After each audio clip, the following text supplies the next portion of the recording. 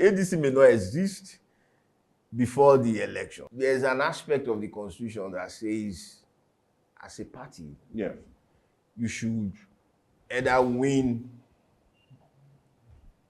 at the presidential election, win one local government, you win just one local government, at the state level, win House of Assembly, at the local government elections, win a ward.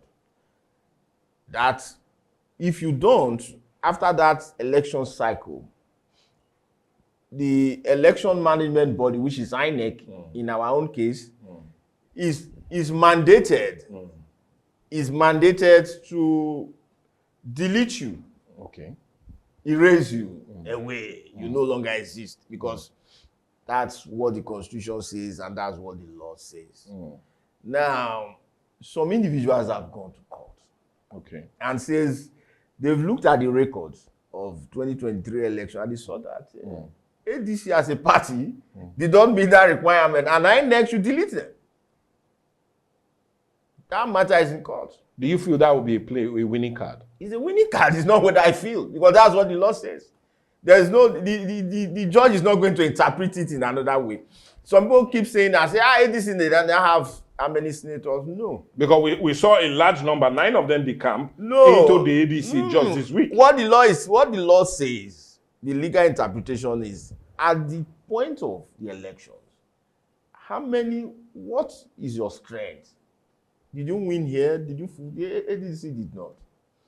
ADC did not. So those guys, they are still in court. And you know the body driving this case, a body that called themselves former legislator, former National Assembly, this thing. And you know the patron of that body is the chief of staff to the president.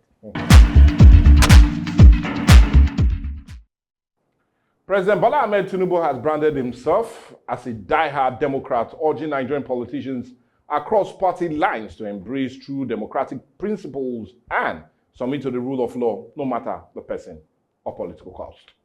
Speaking at an interfaith breakfast hosted for All Progressive Congress Executive, National Working Committee members, and Inter-Party Advisory Council at the State House, Tinubu highlighted his decade-long democratic credentials, from detention and exile to co-founding the National Democratic Coalition, NADECO. He framed his commitment as a lifelong philosophy tied to national unity. Now, addressing the IPAC National Chairman, Yusuf Dantale, directly, Tinubu insisted that party affiliation remains voluntary, even under pressure.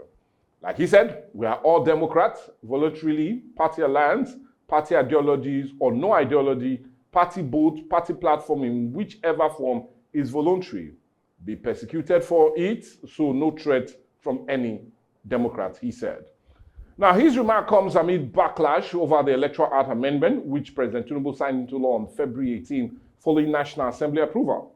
Opposition parties and civil society faulted the provisions like optional electronic results transmission, new party membership register rules, direct or consensus primaries, that's abolishing delegate voting, and a 21-day pre-primary submission deadline for digital registers, and limit on court interventions in the electoral process. On signing the amendment Electoral Act, Tinubu addressed IPAC concerns head-on. That I signed the Electoral Act, I have no choice. I did not want to throw the country into turmoil or argument. There's an overwhelming majority by the National Assembly that passed the law. If I have serious questions or reservation about it, I would have raised it. But the question is, will Mr. President's recent comments quell the argument that under his rule, the country is sliding into a one-party state and strong democratic norms are being eroded? And what will be, or what rather will totally bring about true democratic parties, not just in political parties, but our election as a whole? Well, this and more will take center stage on the show today, as we look at nothing but talking about true democracy. And we're talking about true democratic parties and the Nigerian electoral system. That's what we're looking at today on the show. We're looking at true democratic parties and the Nigerian electoral system, judging from what President Bola Ahmed Tinubu has said just the day before yesterday, Wednesday to be precise, when that breakfast interfaith meeting was held at the presidential villa in Abuja. Well, anyway, we're not in Abuja. We're right here in the international studios of Atlantic TV in Delta State, and I would want to say it's still dialogue. And to help us talk about this, we have no other person but a public analyst, or rather call him a public policy analyst, and there's of no other person but Prince Congent Owhe. Good day and welcome to the show, sir. Good morning, good afternoon, good evening, wherever you are watching me from. That's what I love to hear. But as much as we love to hear that, many Nigerians also loved what President Bola Ahmed Tinubu said when he had that breakfast meeting with members of the executive board of the All Progressive Congress and also IPAC. And he talked about being a true Democrat and will remain like that. And looking at the journey all the way from during the military era, the Nedeco struggle, him going to exile. He was even detained at one period of time during the aborted 1993 MK Abiola saga and all of that. But let's leave what all of that happened, or rather what happened in the past, and come to the present. He said a lot the day before yesterday. And he talked about not wanting to erode democratic norms. But in your own honest assessment, I know you're a public analyst and you're working, or rather looking through the different political spectrum over the years. Do you see democracy really thriving in Nigeria, or are we at a crossroad as it concerns true democratic practice in the country? In your own assessment. Personally, if you ask me, I would say it's neither here nor there. And, the president has praised himself. He said he's a Democrat, and he reeled out points to lay claim to portray. Yes, to portray that, a Democrat. Yes, truly, he was at the forefront of the aborted 1993 June 12th presidential election, which was allegedly won by MKO Abiola. He was one of the Nadeco shifting at that time. He got to a point he needed to run away. He ran away from the country into exile. And from exile, he was campaigning against the government of General Sani Abacha then. Then eventually, the democratic rule came back, and he came back and joined ACN, which was the party which he used in contesting the elections and became the governor of Lagos State. Since then, he has been in ACN, the same party. ACN became AC, from AC, they now formed APC, and 2015, they came to the center, they became the ruling party. And after 8 years of late President Muhammadu Buhari, Asiwaju Tinubu is now the president of Nigeria. I think if you look at all of these, you can say, yes, he's a Democrat. Okay. But if you also look at it from another angle, that's why I say it's neither here nor there. If you look at it from another angle, you also look at it at what's going on, specifically with the parties. All the parties presently in Nigeria are in one crisis or the other, except the APC, which is the ruling party. We have the major parties we have in Nigeria is the PDP, the APC, Labour Party, Social Democratic Party, and the ADC. ADC, newly formed ADC, which African Democratic Coalition. The coalition party. If you see all these parties, they are having one crisis or the other. Especially with PDP, it's sad that PDP is where it is today. It's sad because PDP is the one party formed in 1998, took over power by 1999 as a national party, has a spread all over the country. And it was a strong party. It has structures everywhere in all nook and cranny, both north, south, in everywhere. And we saw that as a party that at that time, before 2015, if you're a member of PDP or you had a PDP ticket, you've already won the election. Yeah, and they pride themselves to be the biggest and largest party on the continent. Africa. Yeah. In Africa. And they said you were going to, I think your chairman at a point even said you were going to rule and win the election for the next 60 years in Nigeria. Yes. Then all of a sudden, by 2015, the president in collaboration with late President Muhammadu Buhari, orchestrated their downfall. And since then, PDP has, they've been surviving here and there, but from 2023, it has been a total downfall. As we speak right now, PDP is having just 2 governors. Okay, now, I rather want to come to that because, anyway, you brought it up, and we're talking about democratic norms and whether we are really a thriving democracy as it stands. Now, yeah, you've just made us look into all of that. We want to go there. Now, like you said, the PDP would have been the main opposition party as it stands now. And as of 2023, when they came on board, they boasted of about almost 13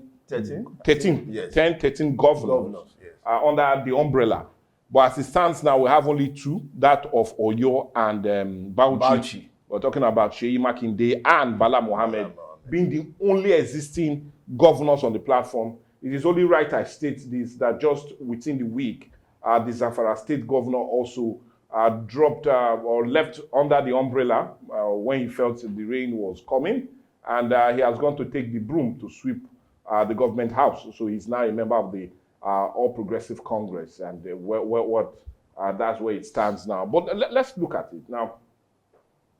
Would you blame the All Progressive Congress for the decline of the PDP? Because if you look at some of the problems that are existing in the People's Democratic Party that is making them enmeshed in so a lot of issues, it is all about political struggle. It's all about struggle of who takes the full structure of the PDP. So let's look at that. Would you say the APC is a result of, because other political parties are deeply pointing fingers at the ruling party, that they have made it look as if it's more like strangulation of governors, and not only that, but leading senators and House of Rep members leaving the umbrella to pick the broom? Would the blame go to the APC? Not at all. The reason why I said not at all. Okay. From 2015 to 2023, for 8 years, the APC was also the ruling party. And for those 8 years, you didn't see such crisis in other parties. Okay. Yes, if you look back at history, you see that from 2015 to 2023, 8 years when late President Muhammadu Buhari was at the helm of affairs, the other parties were there, they were doing their own thing, they were winning elections, they were losing elections, despite the fact that APC is the ruling party. So I won't say it's APC as a party. But you also see that from 2023, just within 2 years to now, PDP has lost about 11 governors. Not just lost, the party is in crisis. Right now, as we speak, we don't know who is the management of the party, the national... What the proper structure of the party. of the party. We don't know, because I think recently, a few days ago, the Appeal Court judgment made a ruling. The ruling was neither here nor there. So we don't really know who is in charge of PDP. So apart from PDP, also, if you look at an emerging party like Labour Party, which their presidential candidate joined just briefly before the 2023 election, it was Labour Party has always been there all these years since 1999. It's a party where when you can't get tickets in your normal party, you run there, pick a ticket and try your luck. Sometimes some people win, sometimes they don't. So it has which they later now they come to the ruling party or any other party. Any other party. So a vehicle to actualize your political ambition. So basically, Labour Party has always been there. All of a sudden, Peter Obi, their presidential candidate, joined the party, and the youth of Nigeria, they supported him, and they all supported him in Labour Party. All of a sudden, Labour Party, the presidential candidate, garnered 6 million plus votes. They had about, I think, 7 or 8 senators. And the governor? They have a governor and about 30-something House of Reps member. And we now assume that if they can perform, because it was a short while, less than a year, that if they they gained that kind of if they would have continued with that momentum before or after the elections. We now assume that if they put their acts together and organize themselves properly, they will do well, they will do better, they will have more senators, more House of Reps, more governors, and probably if they take a shot at the presidency again, they might win. But what happened immediately after was crisis came into the party, and till today, as we speak, Labour Party has not been themselves. The same thing for SDP. SDP was an unknown party. Yes. But what people didn't know was that they had some senators, they had some House of Reps members in the National Assembly as members. But people didn't reckon with them. Yeah. All of a sudden, rumors came that there was a coalition building behind the scene. I think El-Rufai was projecting as an arrowhead of that point. Then El-Rufai moved to mentioned SDP as a party that will house that coalition of opposition leaders. All of a sudden, SDP became immersed in issues. Immersed in issues. Different people started struggling for the structure and for the soul of the party. Then the coalition leaders now identified the party ADC. ADC has also always been there. Yes. It's the same thing. Some people will go after losing their main tickets in their main party. They'll pick a ticket and try their luck one way or the other. But I want to mention quickly that ADC does not have neither a rep member, a senator, a governor, House of Assembly member that ushered them in, or even a councillor. ADC, before the coalition emerged, ADC had none of this. But as it stands now, they have 9. They have 9 now. Now, ADC as a party, nobody don't look at them. They all of a sudden, the coalition leaders, opposition leaders, they said they are going to converge in ADC as a party. And all of a sudden, ADC has started having problems. Some people came, they said they are the true structures of the party. So, please, Congent Owhe, let's understand this. Are we going to heap the blame?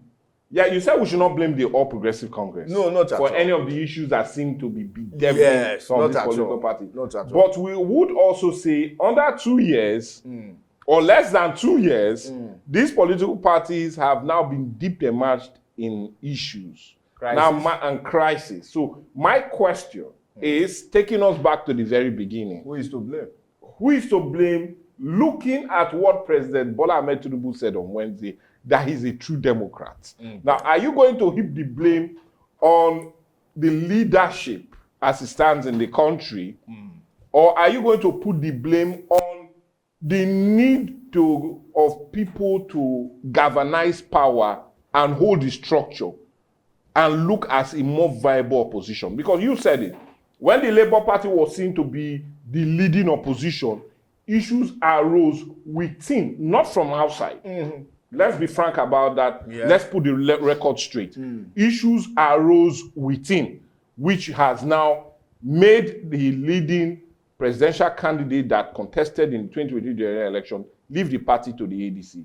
Also coming to the PDP, looking at it as a more viable opposition, when it now became glaring, we saw the convention that happened in Ibadan. Still within, not from outside.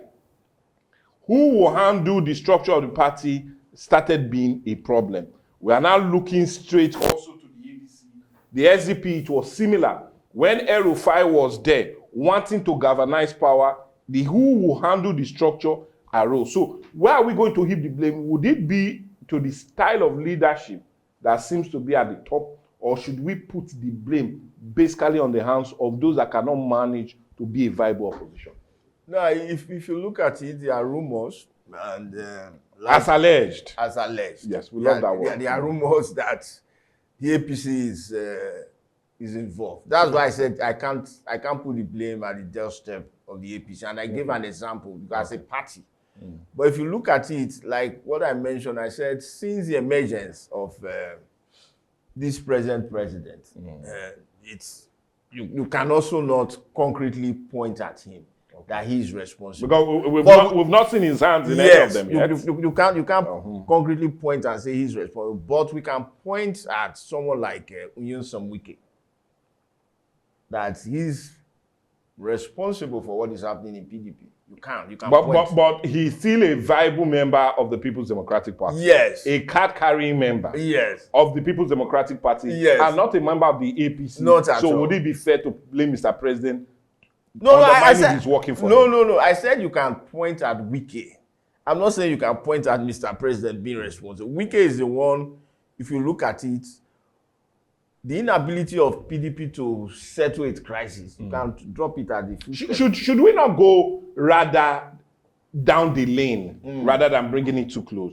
Should the blame of the PDP not be centered on the aborted or the perceived primaries that were held in 2022 that brought forward not that person but Atiku Abubakar? Would you not say that that was the beginning of the downfall of the People's Democratic Party? Yes, it is. It is. But why I'm saying you place because Nyesom Wike at that point in 2023, Nyesom Wike was coasting to victory. Nyesom Wike, his strategy, tactics, I don't really know how he did it, but he has all the delegates in his pocket until something happened when Tambuwa stepped down for Atiku.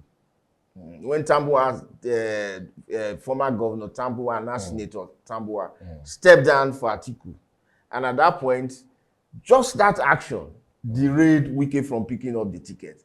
Then Wike was also interested in becoming the vice president. But Atiku could not, because our own former governor Owhe was behind him and has funded him as alleged. As alleged, yes.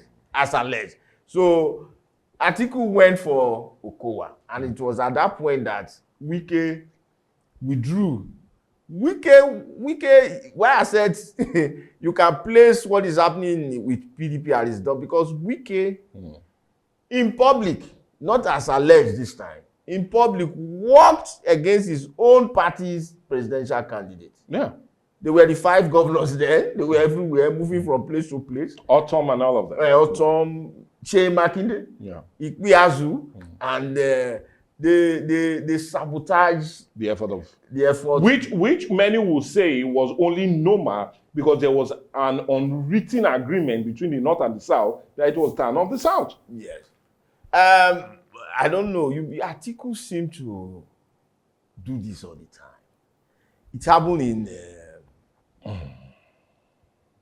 2019. 2019, everybody was looking in the direction of Aminu Tambuwa, Governor Aminu Tambuwa. He had just, no, it was the House of Reps, Governor Aminu Tambuwa. He had just moved to PDP. Yes, as of then. Yes, and it was gathering momentum on account of his performance. People were looking at him as the candidate to beat. And he was backed by Nyesom Wike. As of then. Because Nyesom Wike, because after 2015, Nyesom Wike, the PDP as a party was collapsing, and there were so much crisis, different people fighting for the structure. He stood firm to make sure that the party did not collapse. So he did all of that with one goal in mind. And it was to support Aminu Tambuwa. Yeah. He with himself as a vice presidential candidate to be. But something funny happened during the... Nyesom Wike also influenced the primaries of the party in 2019 to be held in Port Harcourt. Yeah. His own turf. To be held in Port Harcourt. To make it a smooth sail for him. Perceived candidate. Perceived candidate. But somehow, Atiku upturned him. So would you now say, forgive me for saying this, it's now been alleged that Atiku seems to be the spoiler? Yes, you can say that because in 2023 he did it again. Now, I will need, because of time, because we are talking about in-house democracy and we're looking about true democracy in itself. Are we likely going to see that in the ADC? Honestly, if you ask me, sometimes you look at what is going on, what is going to happen is clear based on those in the shadows, those in the dark. If you look at ADC, you see that ADC is a project, a vehicle put together by Atiku Abubakar, allegedly. But we have people like Peter Obi saying he'll be the presidential candidate. Yes. We have Roti and Amechi gunning also for that. So, but if we know, if we look at the history of Atiku, seems to be the master of winning primaries. We don't know how he do it, but at every point in time, he always come and he upstage you. So, do you feel he would eventually be the presidential candidate of the ADC? If you ask me to make a prediction, I would say yes. Honestly, I would say yes. That's if you ask me, because Atiku, the chairman of the party, is his own right-hand man. David Mark, the secretary of the party. But would they want to go to that line, knowing that it's still the time of the South on this unwritten agreement between the North and the South? Now, if you also look at it, there's a bitter struggle. The Northerners are bitter. They are not too happy with the government of Asiwaju Bola Ahmed Tinubu. They are not too happy with it. If they have their way, he won't come back. The Northerners. If they have their way, he won't come back. But that's what some of them are saying, not all of them. Yes. Most of the political... Because we still have heavyweights dumping or coming into the APC. The politics of the North is unlike here. The people on the street in the North have a say, to an extent, in the politics of the North. Whoever can govern. That's why Muhammadu Buhari, for so many years, was always winning elections in the North, even when he didn't have any support from the South. Because he has the support of the masses, the ordinary people walking on the street. That's why they call him, I think, Guy Maskai, something like that. So, the North is not here like the South, where we have political leaders and the political leader will tell us move in this direction. The North is the North. The people on the streets, they will say this is what we want. They also still have political leaders, especially religion. Religion plays a lot of, is a big factor in politics in the North. So basically, if you ask me, there is a group in the North that wants power to come back to the North, and Atiku seems to be the vehicle for that group. And they are working seriously, looking at the options they have and all that. And also in ADC, Atiku, you can see he's in the shadow. Yeah. You can't see his hand directly, but if you look too clearly, you may see. So most likely, I've seen that that ADC project is for him. But then politics, anything can happen. The leaders of ADC may look at it and say, no, if we move in this direction, it won't work well with us. The South may abandon us, and once the South abandon us, only the North cannot make the project cannot make the project work. So with that, basically, it could be they can change and say, okay, let's give it to a certain candidate. Now, please, Congent Owhe, I really want us to understand this. Now, you just said it is not all about having the belief that the APC is in charge that will definitely make the North sway. But would you want to also go towards the area and thinking of Buba Ahmed, who feels that it is not all about having governors from a political party that will win elections? Do you see that really happening? Because as it stands now, the APC seems to be on the front in having more governors under their platform than every other political party. So my question, do you feel the next 2027 election will not be on how many persons are with you, but what the people want or what the people are saying? Let's understand how it stands. Would it be all about who has more of the governors, or will it be a different ballgame at the end, in your own assessment? It depends on the region. In the North, it won't matter who the governor, what party the governor belongs to. Like what Buba Ahmed is saying. Yes. It won't matter in the North. I've mentioned it earlier before. In the north, what matters is how they feel, and they move in that direction. But in the south, it does. It does. And do you feel APC is playing that card? Yes, yeah. It's the major card for them to play. That's why you see that they're doing all they can to get all the governors into their parties. In the South, especially in the South, the governors, the political leaders determine to an extent, the large extent, what happened, how the votes will look like, the final outcome in the South. Yes, it's South, Southeast, and all that. Southwest. Yes, Southwest. The Southwest is locked down for APC. For APC, even with Osun State. I'm sure that even if Adeleke he comes back, he has an unwritten agreement with the president to deliver Osun for him. He has met the president several times. The only reason why people are wondering why has he not gone to the APC? No, the local APC stalwarts in Osun State, they don't want Adeleke in their party. They don't want Adeleke. They also like, they want one of them to be governor.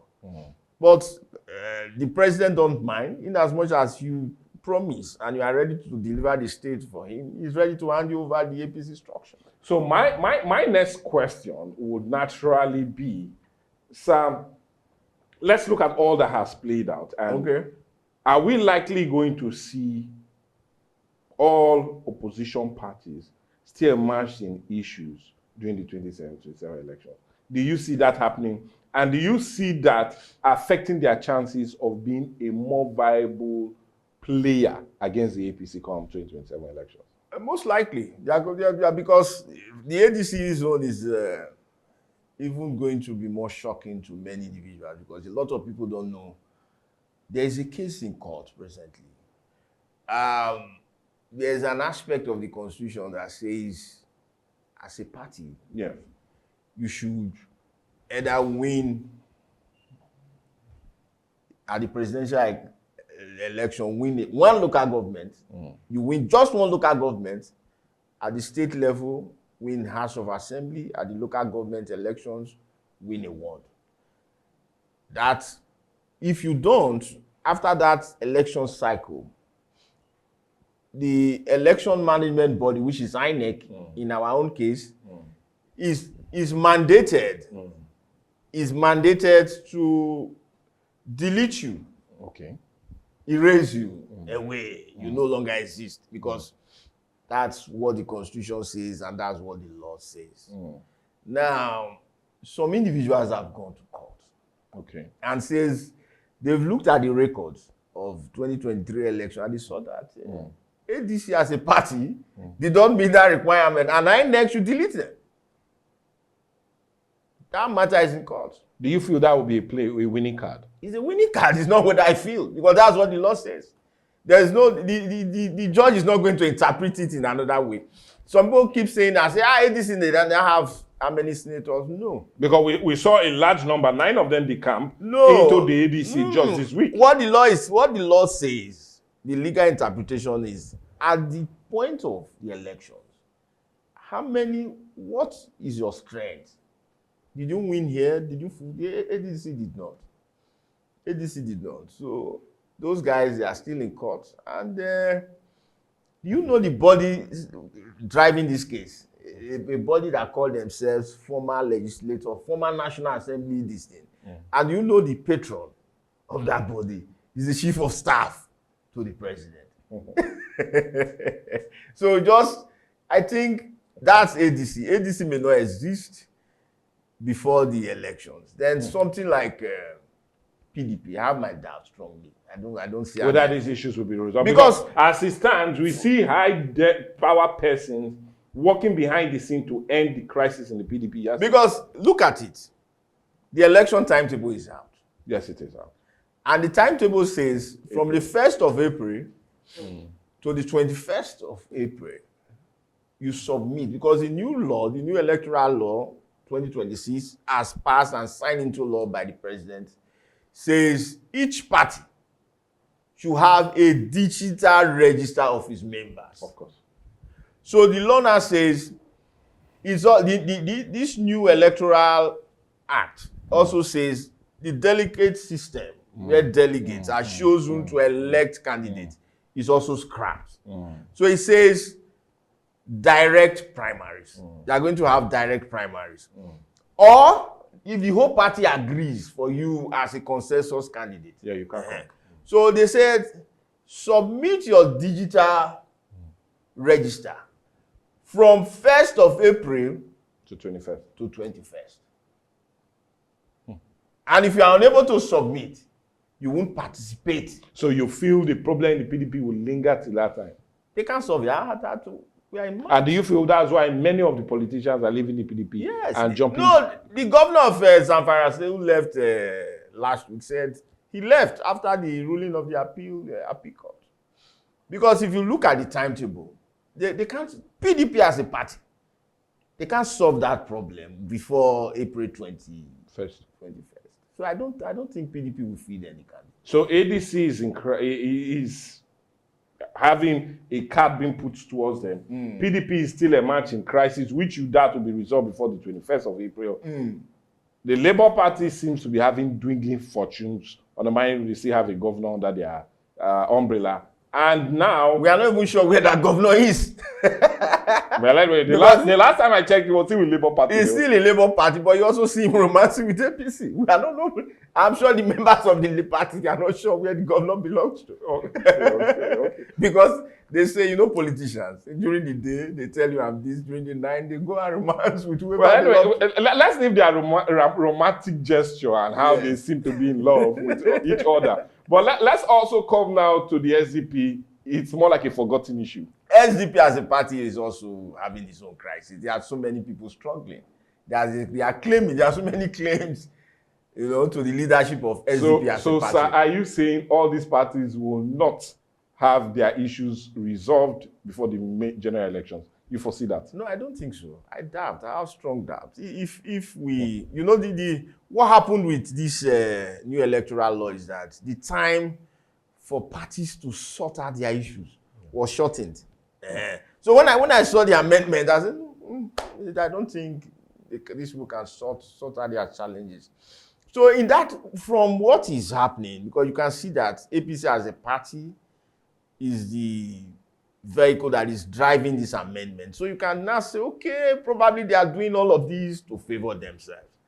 It's at that point you can point a finger at them. But even when you point the finger, you are not too sure because you can't see their footprint. They are doing it probably discreetly, behind the scene, and somehow. That's why the president can come and say, look at me, Democrat. Well, anyway, whether he feels different about that, in case you are joining us, that's what we're having as a major discourse today. We're looking at true democracy, and not only that, but also looking at the elections and what will make it truly free, fair, and credible, especially to Nigerians.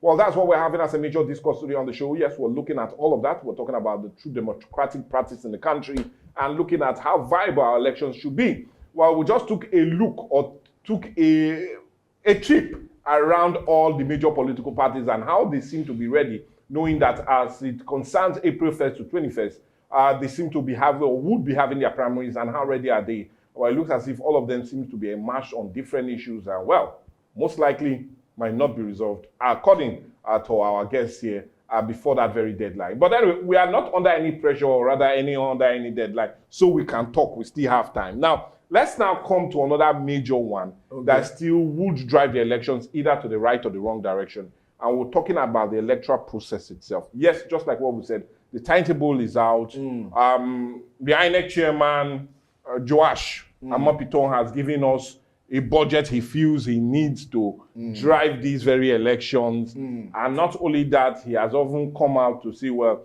the timetable is already short. We might have elections in January, February, come next year. But I want us to first start with the issue of the money that he's requesting for. Now, two major questions I want to ask. Many persons are criticizing 893 billion naira request for an election that he has also told us will not be 100%. That's my first question. Now, my first question will give birth to my second question. Will he be right to tell us that the elections will not be 100%? Any manager any leader cannot tell you the outcome of anything he wants to do will be 100% because he knows the system is run by human beings and there's no perfect. You can't point to any perfect system. Something may go wrong somewhere. What leadership is all about is to anticipate what can go wrong, then you plan around those anticipation. I think that's what Ameputon is referring to when he says it's not 100% perfect. But should he come from a man that went through the process, got screening, and many questions were asked? I could still remember he said he was going to bring his A game to the table to ensure that Nigerians will have one of the best free and fair, credible elections at the time. Would it be right him telling us this at this point in time when we have just barely less than a year to the elections? Probably at that point that he was being screened, he has not stepped into the office. He stepped into the office and probably what he saw is not defining his new outlook.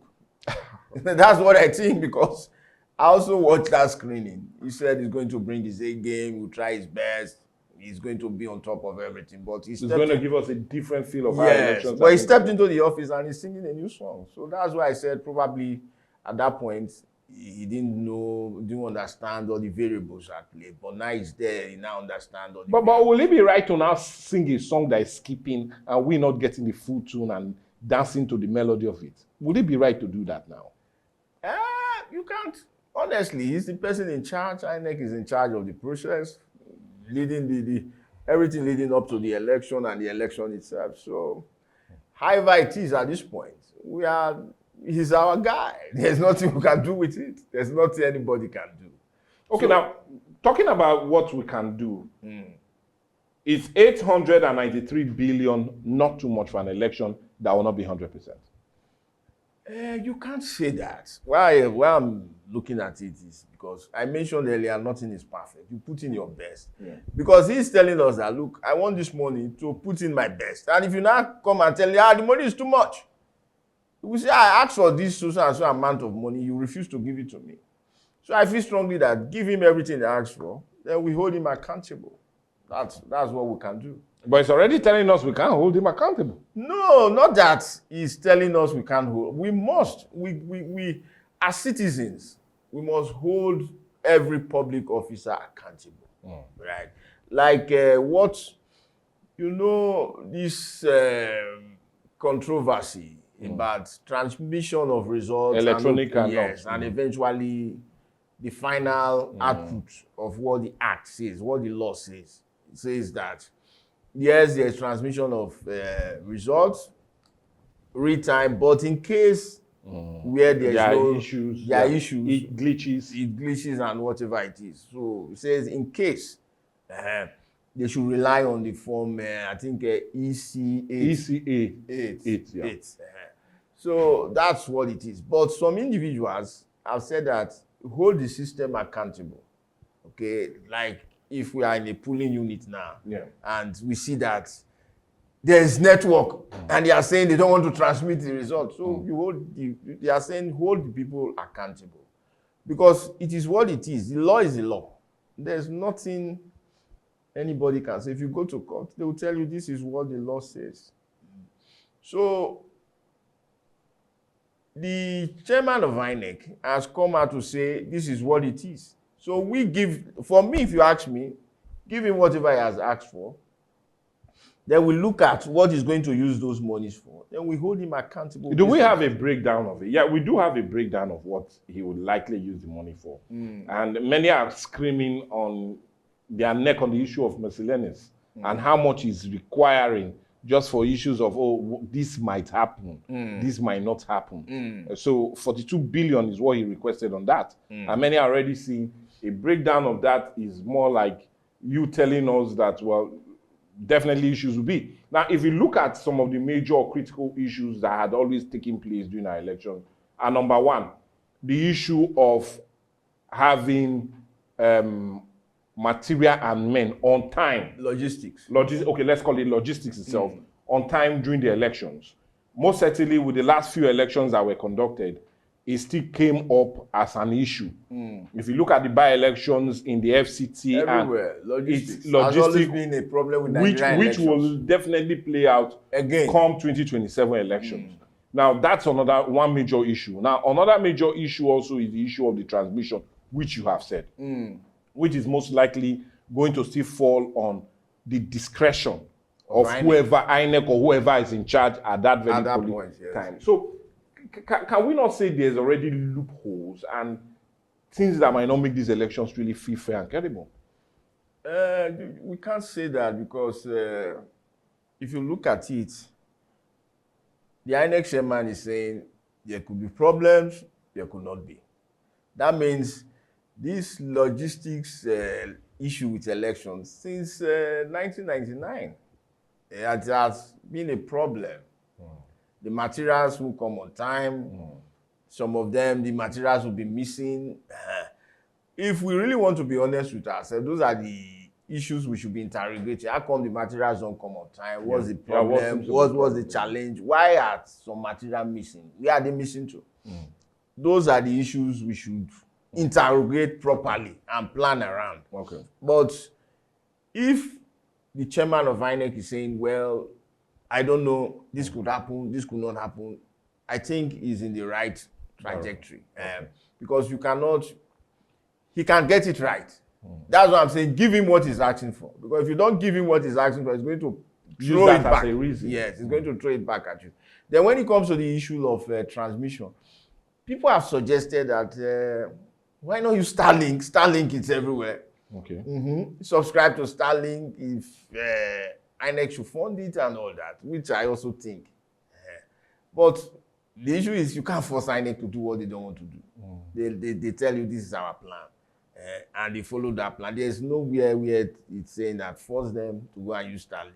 But if to solve the issue of that transmission, you can use Starlink everywhere on that day.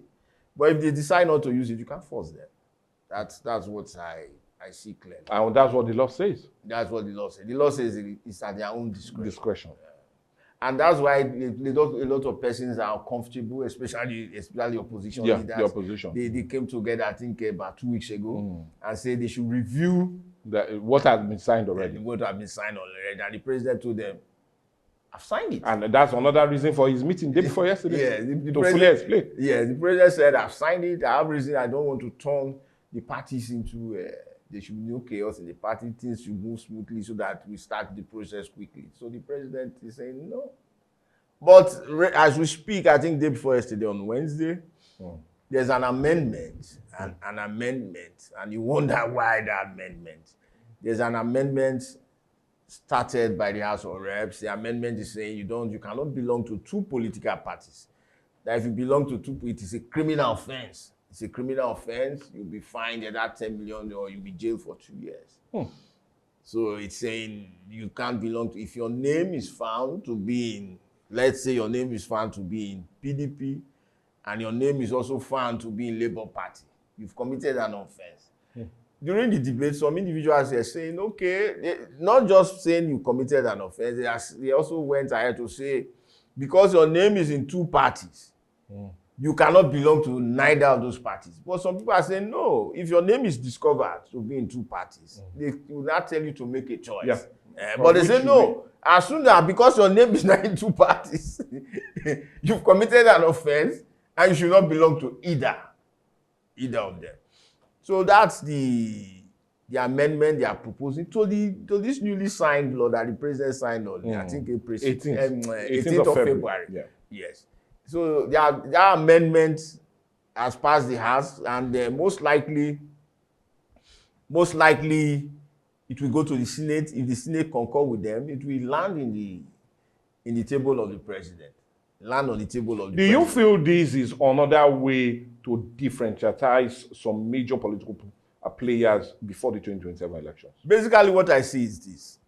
If you look at it clearly, I won't say it's targeted at any particular individual, but what I know is that after primaries, either immediately before or after primaries, politicians, they jump ship. They didn't get their ticket. Some of them jump ship, go to other parties pick the ticket, and they win. So basically, a party that has the advantage, they want to make sure you don't have that opportunity to jump ship and you now go to another party and now defeat their own candidate. I think that's why it is there. But basically, it runs against the rule of the freedom of association. Which And is it anti-democratic? Yes, that one. This one, I would say clearly, yes, it's anti. You cannot, if I decide to be in this political party, other party, the best the law could do, the best they should have done is, okay, they should ask me a choice. But I don't think there's anything wrong in belonging to party A, party B. It's not, it should be I have the freedom, as enshrined in the Constitution, to associate with whoever I like. I may decide to say at this moment I'm associating with A and also associating with B. Then at a point, then I say, okay, you can't. That's what the law says. I say, okay. I choose B. I choose B. You cannot say because you are associated with A and B, then no more. No more.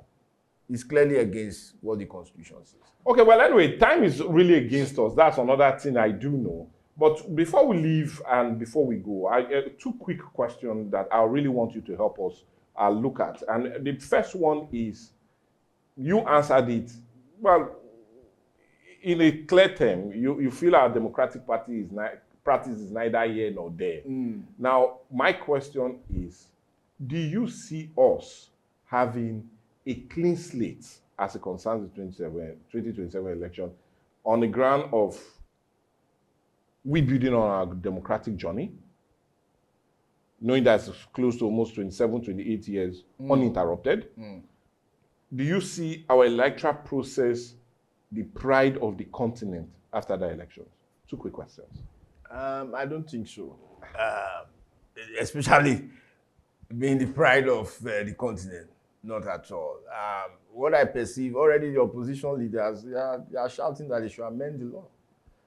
So imagine then what this latest amendment by the House of Reps is. You look at an amendment like that and you can see that it's going to bring a lot of chaos.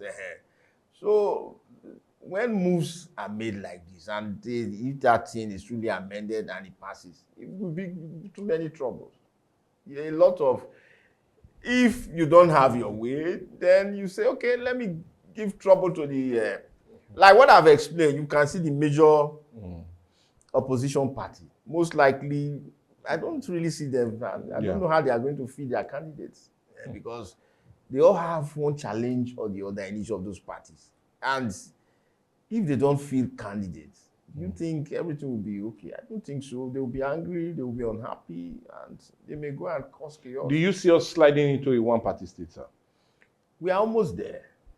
Yes. As it is today, we are almost there because in a country of 36 states and only one party has 32 governors. And we have how many senators? I think 109. And the party has 86 senators. We are almost there. We're almost there. The APC as a party is firmly in control of all the levers of power at the executive and at the state level, at the legislative level. Then at the sub-national level, which is the state level, also the same. We're almost there. We're almost there as a one party. But will it be right for our democratic struggle? I don't think so. I believe in the fact that people should have the leeway to explore, express themselves in whatever form they wish to. You should not gag people, galvanize them, and push them into one space. But the APC said they are not doing that. They are not doing that. The beauty and what they hinge their having and they are not wrong. Is on their performance. They are not wrong because they say they've not forced anybody to join them. But we see other political players that are of the opposition being questioned either by the anti-graft agencies and are also being called to give account. Yes, and you also need to look at those questions that is being asked of those opposition leaders. Because I think the major one right now is Malam El-Rufai, who is being detained. He has not been taken to court. Yes. So let's wait and see when he's taken to court and see if everybody is innocent until proven guilty. So let's wait for that. Well, anyway, it will not be guilty for me to say we've really done our time and we've really exhausted our time. You will not believe we've been talking for close to 1 hour. 1 hour on the dot. And while it is interesting, because you're giving us a total insight into what seems to be happening in the political space and talking about true democracy. As Mr. President, I come out to say he's a true Democrat in every way. But in every way, we need to thank you so much. And we're talking about another person, but public policy analyst and political analyst. I'm talking of no other person, but Prince Congent Owhe, for taking your time and doing this lovely edition with us. We truly appreciate your time with us. Thank you. I'm happy to be here. Well, anyway, for me, it's more like a wrap on the show today. While you do know, I will always emphasize it's never complete because we always would advise you. Let's get your comment, share on that, and indeed get your views on our different social media platforms. They are already there on your screen. Let's get your say as it concerns our Nigerians. Are we on the line of true democratic parties? Are our elections really there that they should be, especially judging from what President Bola Ahmed Tinubu said just a day before yesterday that he did? Nigerian democracy is growing and he's a true Democrat. But anyway, I'll leave that for you to say and do and also give us your views on it. But for me, Michael Gobadia, it's a quick wrap on the show today. And I'll tell you, stick around, still be with us because it's still Viewpoint. And you do know we have nothing to come other than the news and a lot to trend because Bess is already cooking up a wicked, awesome edition right here on Atlantic TV.